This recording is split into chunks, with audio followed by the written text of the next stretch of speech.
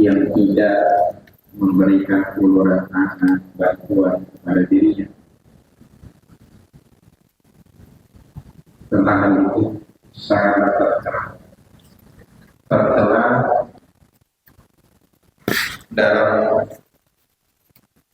agama dan juga di dalam kehidupan sosial bermasyarakat, yaitu menghancurkan tatanan keharmonisan.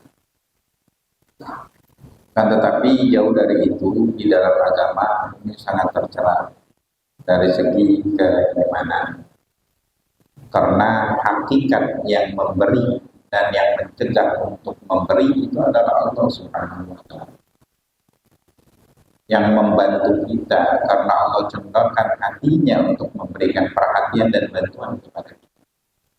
Orang yang belum tergerak hatinya, yang memberikan penghalang itu Allah. Suatu ketika bisa keadaan itu berbalik, sekat yang tidak mau memberi Allah cabut, yang hobi memberi disekat oleh Allah. Bisa aja keadaan berbalik. Secara logika, kalau kita sering mencaci maki, orang timbul perasaan jadi benci. Itu sudah hukum sosial di dalam kehidupan bermasyarakat. Dan tetapi kacamata agama nggak memandang itu, memandang ini keimanan yang lemah. Kenapa harus mencaci maki orang yang tidak memberikan pertolongan kepada kita saat itu? Karena hakikat yang memberi dan mencegah itu Allah. Yang kedua, nggak ada kewajiban dia untuk memberikan kepada kita. Dia kewajibannya cuma mengeluarkan zakat. Zakat itu ada yang berhak menerima. Kalau kita tergolong fakir, masih banyak juga orang fakir. Bukan hanya. Baik. Wal khalqu musakharun tahta masyiatih. Kemudian juga perlu diperhatikan untuk seorang yang fakir, jangan sampai dia terlalu banyak melihat manusia, melihat kehidupan, taraf kehidupan manusia. Akhirnya bisa menaruhkan pengharapan, menggantungkan asa kepada manusia.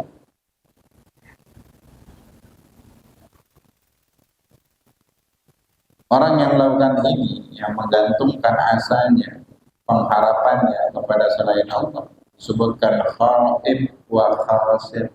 Orang ini nggak akan mendapatkan apa yang dia inginkan dan pasti akan merugi di dalam kehidupan dunia.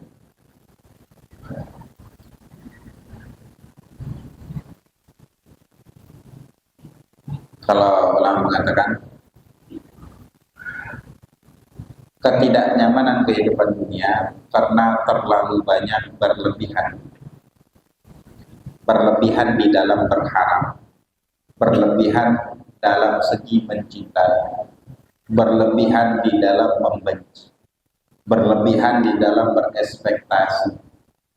Akhirnya ketika tidak mendapatkan apa yang kita inginkan, akan terasa sebaliknya kekecewaan yang berlebih malah. Terlalu nyaman. Karena kalau dari kacamata agama, kita menggantungkan pengharapan kepada makhluk yang dia pun masih berharap kepada penciptaan. Karena kehidupannya di esok hari pun dia tidak tahu apa yang akan terjadi. Kayakan dia masih? Apakah dia akan menjadi miskin? Hidupkah dia masih bernapas? Apakah tidak bangun dari tidurnya? Dia lelap semalaman dan yang lain sebagainya. Bagaimana kita menggantungkan asa kepada orang yang dia pun tidak bisa menentukan takdir kehidupan, tidak bisa mewujudkan apa yang dia inginkan. Ya. Itu kan suatu kesalahan konsep berpikir. Dan ini melahirkan ketidaknyamanan kehidupan. Jadi siapa mau dia anak kita, mau dia orang tua kita, mau dia istri kita, mau dia anak kita, mau dia suami kita, perempuan, kan pernah berharap kepada Allah. Kalaupun berharap jangan terlalu tinggi. Apa yang akan dirasakan? Kekecewaan demi kekecewaan. Kita hidup ini nggak diberikan secara gratis, ada perhitungan di akhirat. Lebih baik diisi dengan hal-hal yang produktif. Semua bermula dari hati dan pikiran. Makanya isikan hati. Isi konsep pemikiran itu yang baik, yang syar'i, yang Islam. Supaya apa? Di dalam menjalankan kehidupan tenang, nikmat. Kemudian juga dikatakan kemarin, wal yakun muta'affifan wa mustaghniyan billah. Dan hendaknya sikap dan sifat seorang fakir itu selalu muta'affifan. Dia mempunyai suatu rasa al-iffah. Iffah itu ya berwibawa, selalu menjaga harga diri, tidak mau merendahkan harga dirinya di hadapan siapa. Dan diminta juga selalu merasa berkecukupan. Dengan apa? Dengan Allah.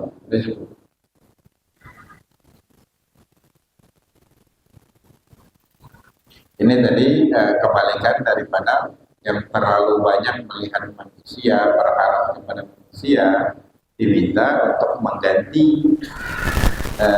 kebiasaan itu, pengharapan itu dengan selalu berharap kepada Allah dan dengan tidak membiasakan meminta kepada siapapun, bermula dari pengharapan yang pernah berharap kepada siapa. Karena kita nggak butuh-butuh amat, nelpon orang, minta tolong orang. Kita digituin pun lama-lama kita bosan, malas ngeladen yang orang lain sama aja. Sama-sama manusia, sisi kemanusiaannya sama. Sekali nolong, dua kali nolong, ketiga malas.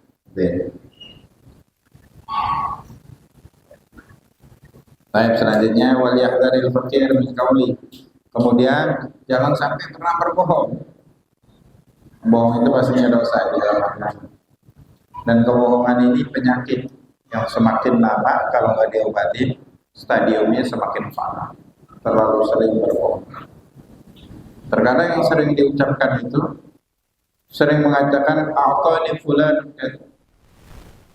Seperti kita contohkan minggu kemarin, itu kenapa nggak ngasih saya? Fulan bin fulan ngasih saya sekian, masa kamu nggak ngasih? Padahal itu orang nggak pernah ngasih disebutin. Ngomong ini supaya orang ini merasa tersinggung kalau nggak ngasih atau nggak enak dirinya kalau musuhnya atau rivalnya karena yang disebut namanya nggak ngasih dengan mengharapkan diberi.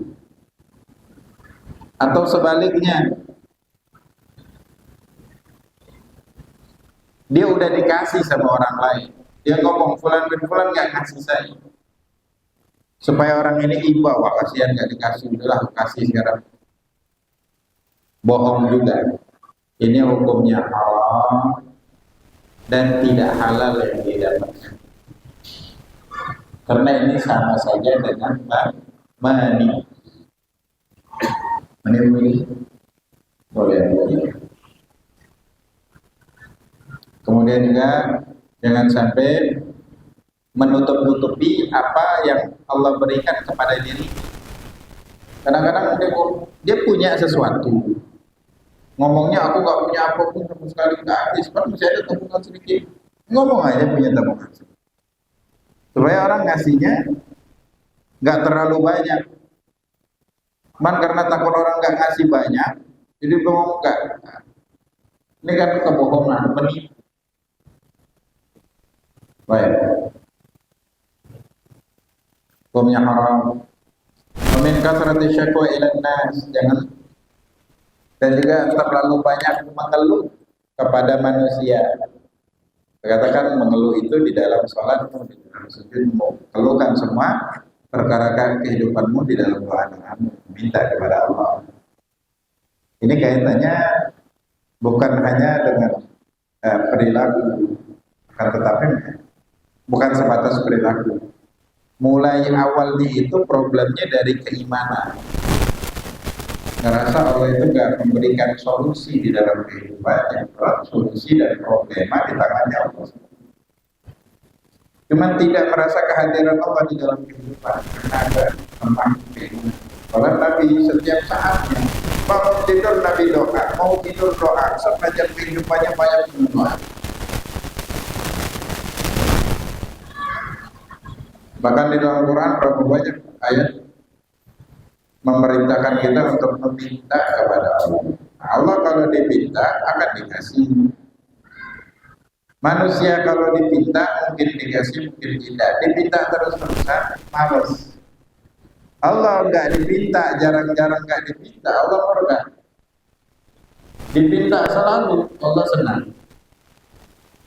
Dua hal yang berbeda. Cuman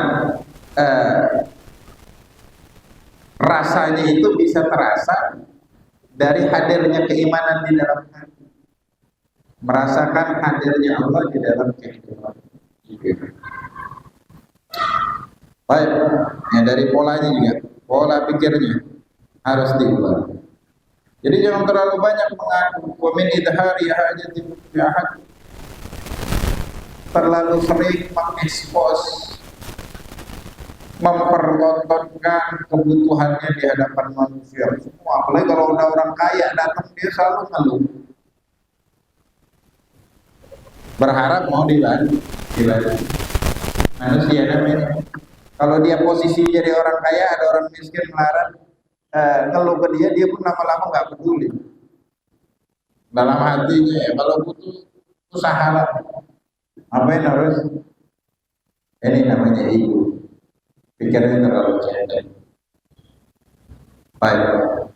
Ngerasa kenalan, ngerasa keluarga. Ntar kalau nggak dikasih dicaci maki. Ya. Kejelekan dan kejelekan. Dari cara berpikir. Akhirnya problem kehidupannya itu di dalam pikirannya menemui jalan buntu dari solusi dari berbagai macam permasalahan yang dia hadapi. Kenapa? Karena memang dia memukul, seolah-olah tidak mau keluar dari permasalahan, bahkan mencari permasalahan yang baru, merendahkan harga dirinya di hadapan siapa. Waqad yaf'ala dzalika ba'dhu ma yatafaham anna man sami'a dzalika. Terkadang dia bohong supaya orang tiba kepada dirinya dan yang mendengar tertarik, tergiur, atau hatinya itu tiba untuk memberikan bantuan kepadanya. Dalam hadis man tawadha'a lil ghani dhahaba thulutsani, barang siapa yang merendahkan dirinya di hadapan orang kaya maka hilang 2/3 agama. Dia menggantungkan asa kepada manusia, bukan kepada pencipta manusia. Baik. Dan terkadang hal ini bukan terjadi kepada orang kaya kan, orang miskin aja. Kadang-kadang orang yang hidupnya sudah berkecukupan, bahkan kaya, masih mengemis kepada bosnya. Dengan meminta ini dan meminta itu, mengatakan hidupnya susah, lagi susah keuangan dan yang lain. Baik. Ini hina di mata manusia, di mata Allah apalagi sangat hina.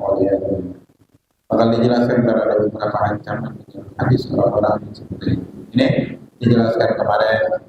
Kemudian meminta-minta kepada manusia itu adalah perkara yang sangat tercela. Kecuali di dalam keadaan kebutuhan mendesak, nggak ada jalan lain.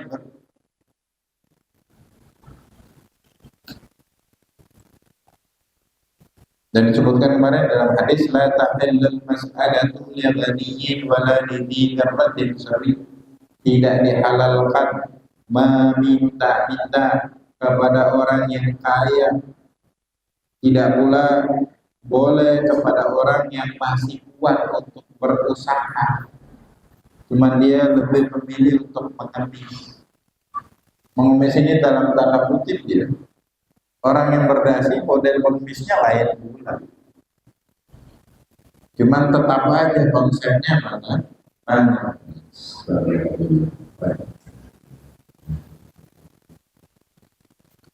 Makna hadis. Makna hadis kemarin, barang siapa yang kaya, man kana ghaniyan, barang siapa yang nggak butuh dia itu untuk mengemis, untuk meminta, untuk membuka open donasi lah, apalah istilahnya sekarang, macam-macam. Intinya meminta. Bimalin, padahal dia itu berkecukupan dengan harta. Au qaribin yunfiqu alaih, dia nggak punya harta, cuman kebutuhan kehidupannya ditanggung oleh keluarganya. Atau siapapun muhsinin, orang-orang baik yang menanggung kehidupannya, dan dia cukup. Cuman kayak tadi ngomong ke orang lain, aku nggak ada yang bantu, aku susah, dan yang lain sebagainya, dengan harapan supaya dibantu. Orang tersentuh hatinya, iba melihat kisah hidupnya, orang kebohongan demi kebohongan. Ini kerap kali terjadi. Ketika terungkap ke publik, apa yang terjadi? Sekarang ini sudah zaman cyber, gampang orang mencari data kebohongan-kebohongan itu. Ketika diungkap, orang yang awalnya iba menjadi sangat benci dan penuh caci maki sama diri. Akhirnya keadaan sangat berbalik. Yang dulu iba, dulu yang ngasih, sekarang males. Ini di dunia sosial memberikan sanksi seperti itu kehidupan bermasyarakat. Bagaimana kita sanksinya di akhirat? Baik. Al-kana qawiyan yaqdiru 'ala al-kasbi wal hirfa thumma yas'al. Atau dia masih kuat badannya, mampu untuk kerja, cuman nggak mau kerja, hobi cuma minta aja. Fa innahu ya'tam, sesungguhnya perbuatan itu berdosa, wa tahrum alaihi al-mas'alatu, dan haram dirinya untuk meminta-minta. Wa amal ladzi yu'tihi fala ya'tam. Ini dalam artian meminta-minta. Ada dalam artian lain menekan, karena dia punya kekuasaan, menekan bawahannya, menekan orang-orang yang tidak memiliki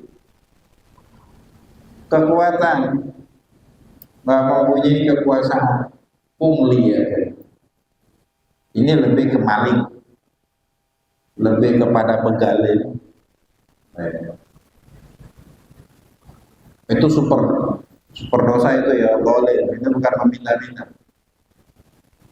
Dan dia mempunyai fasilitas kehidupan yang agak lumayan mewah, cuman hasil dari seperti itu. Dan dia bangga. Ini orang-orang hina sebenarnya, yang sakit jiwa, nggak bisa berpikir.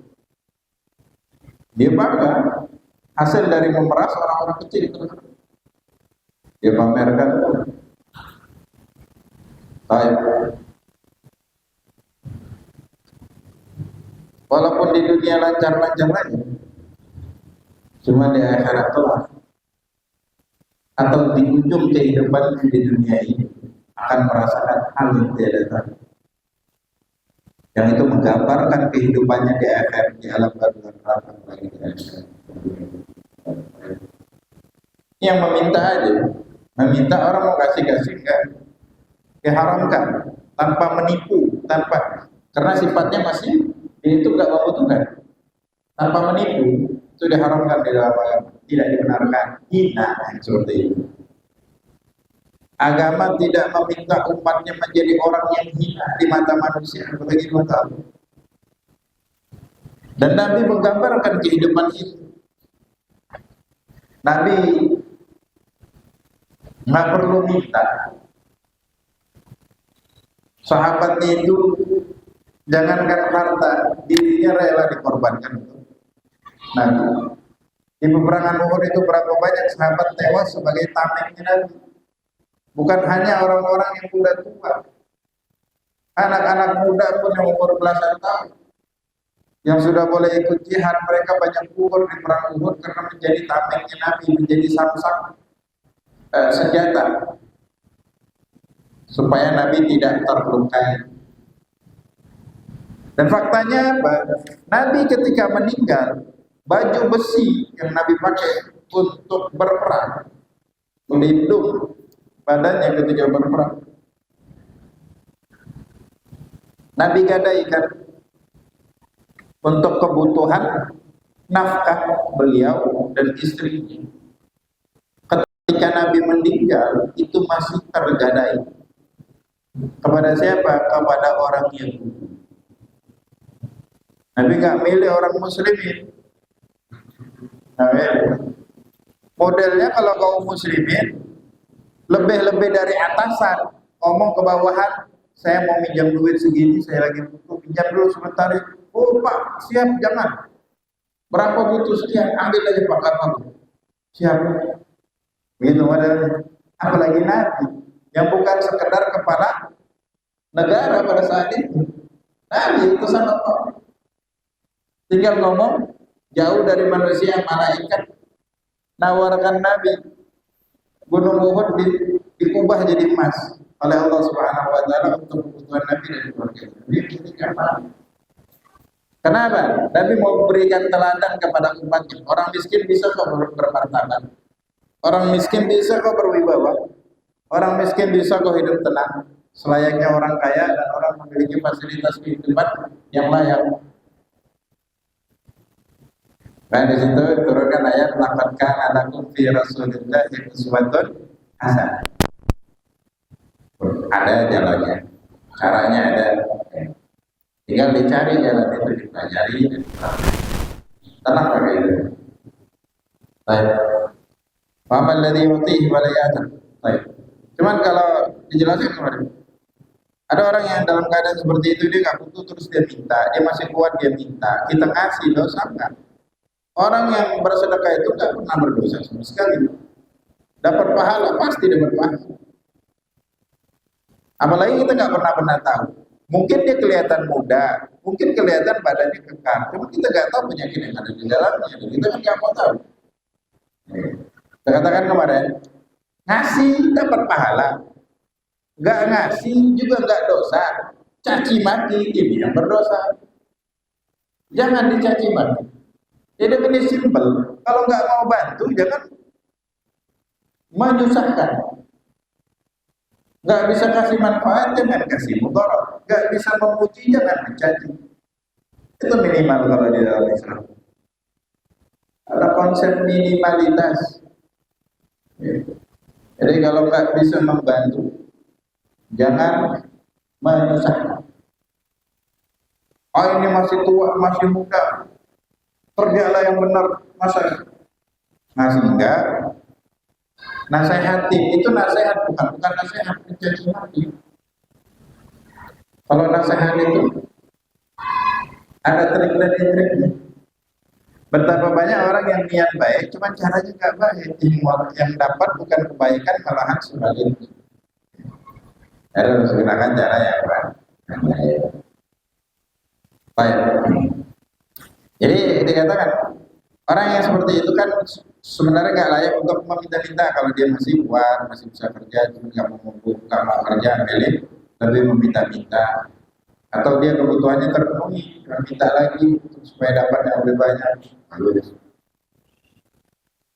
Maka kalau kita kasih nggak dosa, kecuali kita tahu nih orang meminta-minta itu untuk melakukan maksiat, dipakai untuk judi, dipakai untuk zina, dipakai untuk minum-minuman keras, atau hal-hal yang lain yang dilarang oleh agama. Kalau kita tahu persis haram, kalau kita nggak tahu, nggak tahu.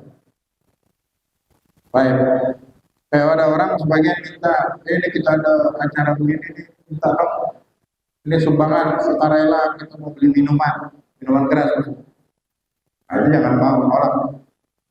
Cuma memang kalau kita tolak, kita diancam, kita diri, ya nggak apa-apa ngasih, karena untuk menyelamatkan diri.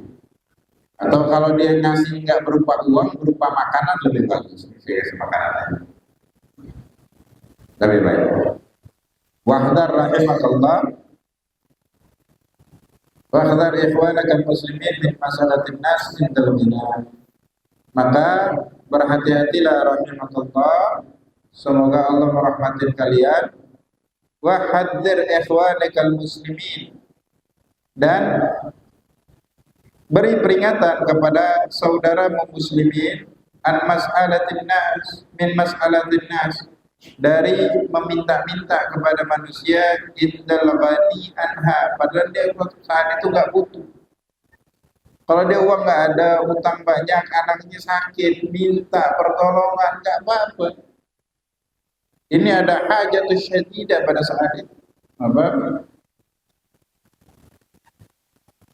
Wa faqdil hajati syadidah ilaihi. Tetapi kalau keadaannya dia nggak butuh dan nggak ada hajat yang mendesak, qala alaihi salatu wassalam, Nabi bersabda, lau ta'lamuna fil mas'alati ma masya ahadun ila ahadin yas'alhu. Kalau seandainya kalian tahu apa konsekuensi meminta-minta atau mengemis, tidak akan seorang akan berjalan kepada seorang lain, akan pergi, akan mendatangi orang lain untuk meminta-minta. Waqala alaihi salatu wassalam, Nabi sallallahu alaihi wasallam bersabda, mas'alatul ghani narun, permintaan orang kaya itu adalah neraka.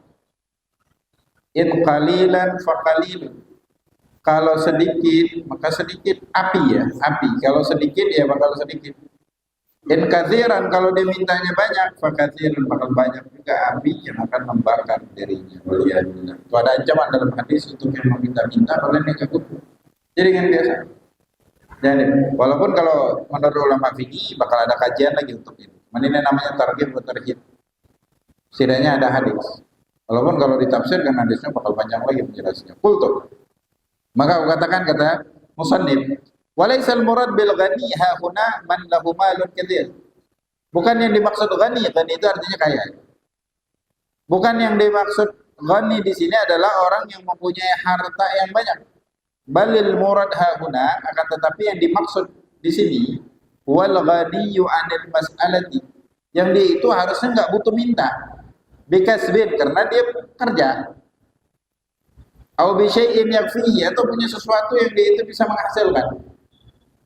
Fi waqtihi wa in qal, di waktunya sekarang itu walaupun sedikit. Jadi dia punya penghasilan. Cukup enggak? Cukup, karena kebutuhan primer seseorang itu enggak terlalu banyak. Enggak terlalu banyak. Cuman perasaan dia aja, hidup harus punya ini, harus punya itu. Kalau uang enggak ada, ngerasa panas, ya udah depan rumah aja ngadep pakai kipas. Nggak perlu harus kredit beli AC. Dari mana ntar ini bulan-bulan untuk bayar kreditan? Ya nggak tahu lah, ntar minjam sini. Kan itu namanya memaksakan diri. Gampang aja. Kalau orang ada solusi, kenapa kita kayak nggak ada solusi? Kenapa harus solusinya itu yang mendatangkan masalah baru yang lebih besar banget? Kalau belum mampu ngambil perumahan, cari kontrakan yang kira-kira mampu kita bayar bulan-bulan.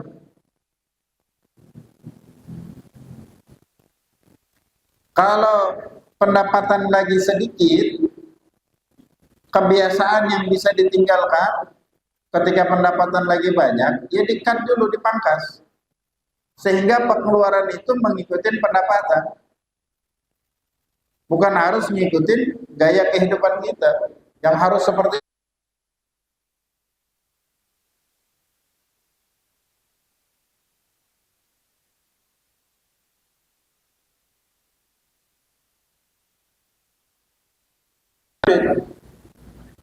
gak terlalu banyak tekanan.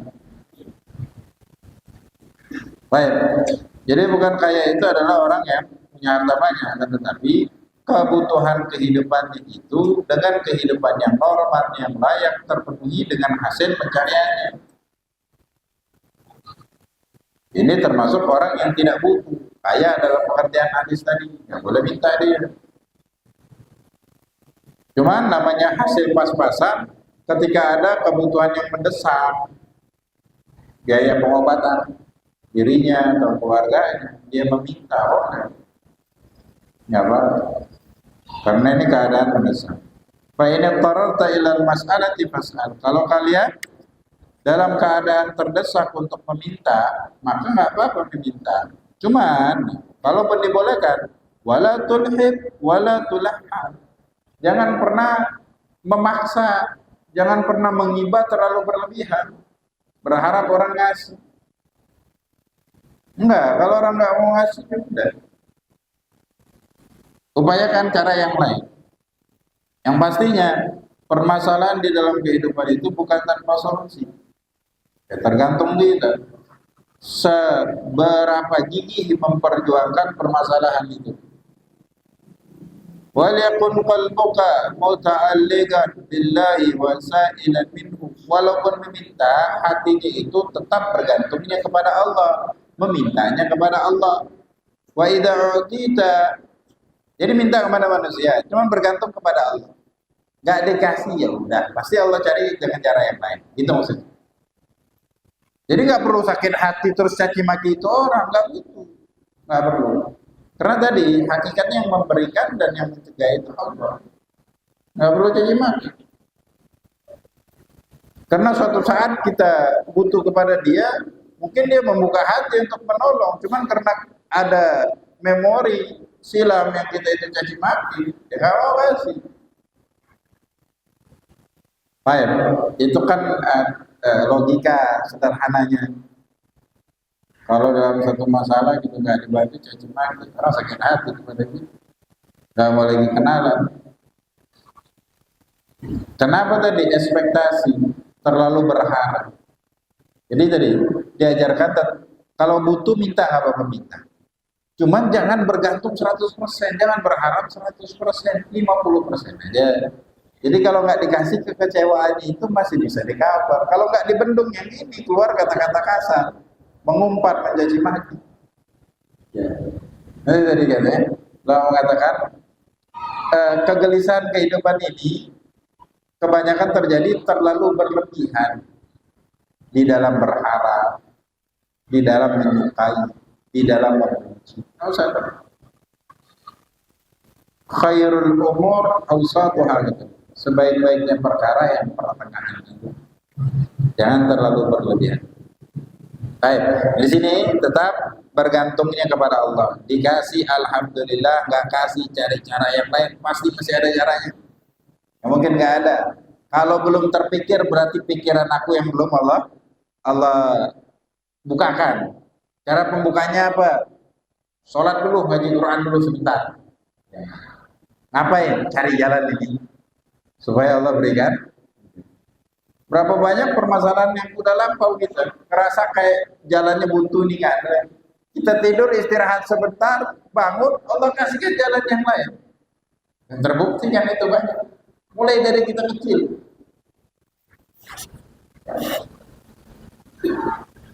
Kenapa? Karena ekspektasi kita kepada manusia aja, kepada belum merasakan kehadiran Allah. Baik, selanjutnya washkur man ahsana ilaik.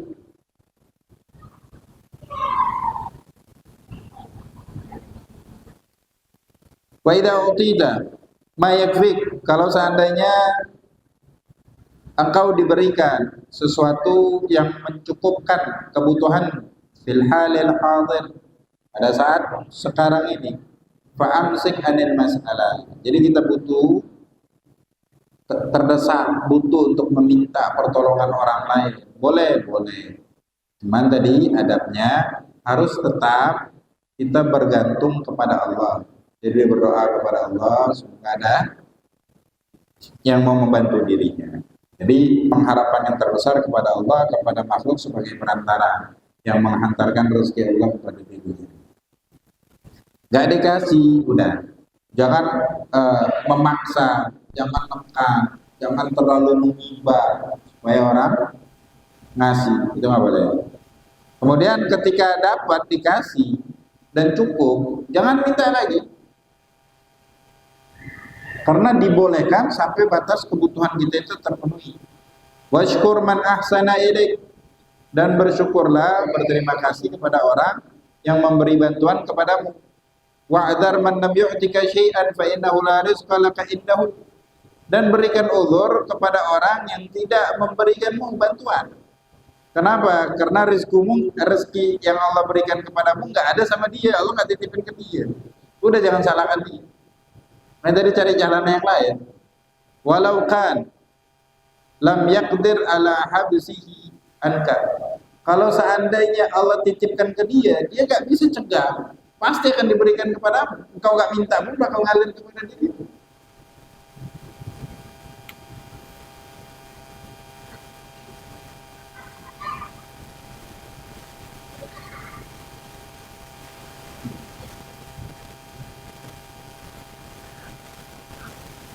Dalam hadis layak siruhamuk magud dari pun, jangan terlalu banyak kegelisahan di dalam dirimu. Sesuatu yang ditentukan untukmu, ya pun akan terjadi. Mali ghairik lam yasil ilaik, sesuatu yang udah Allah takdirkan untuk orang lain, walaupun dia jalurnya dengan menipu. Harusnya punya dia, harusnya warisan dia itu. Cuman diambil oleh keluarganya, diambil oleh orang lain, dikuasain oleh orang lain. Allah nggak takdirkan engkau yang menikmati itu. Allah takdirkan orang lain. Cuman milikmu secara legal syar'i. Ya udah, layak sirohammu, jangan terlalu banyak kegelisahanmu. Sesuatu yang Allah takdirkan untuk orang lain yang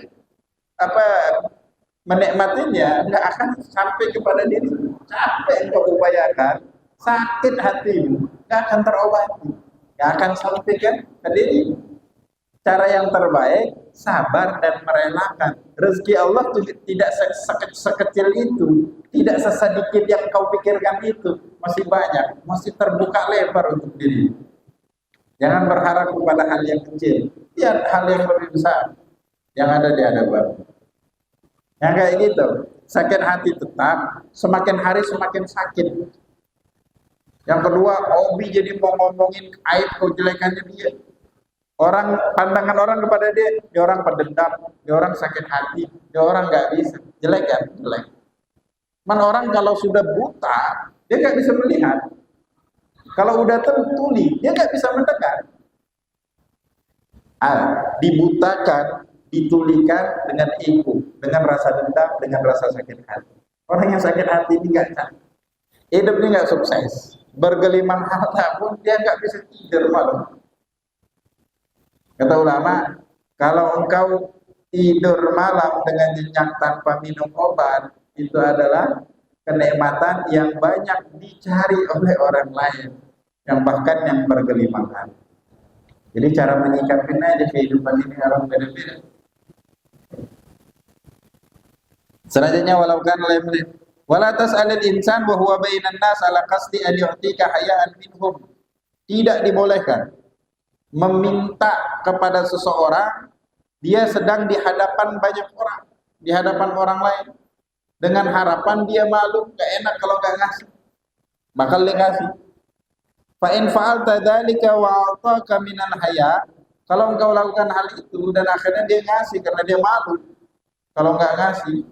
Walau sa'altahu wa huwa wahdahu lam yu'tika syai'an, kalau seandainya engkau minta dia lagi sendirian, dia nggak bakal ngasih sesuatu kepadamu. Faqad qala al-Imam al-Ghazali rahimahullah, telah berkata al-Imam al-Ghazali rahimahullah, ma yu'khadh bil haya ala hadzal wajh la yahill al-akhir bil batil fa in hadalahu bil dhahir. Orang yang mengambil pemberian dalam keadaan seperti ini, mintanya di hadapan orang ramai, akhirnya ngasih, secara zahir halal, secara batin gak halal. Artinya hukumnya haram. Ini seperti memaksa, mengambil secara paksa. Intaha bima'na, ucapan Imam Al-Ghazali. Wa ma idza utita syai'an minad dunya, adapun kalau engkau diberikan sesuatu dari hal duniawi, min ghairi mas'alatin, tanpa minta. Wala istishrafi nafsin, dan juga tidak terlalu berlebihan. Wa khudhu, ambil, wala taruddu, jangan ditolak.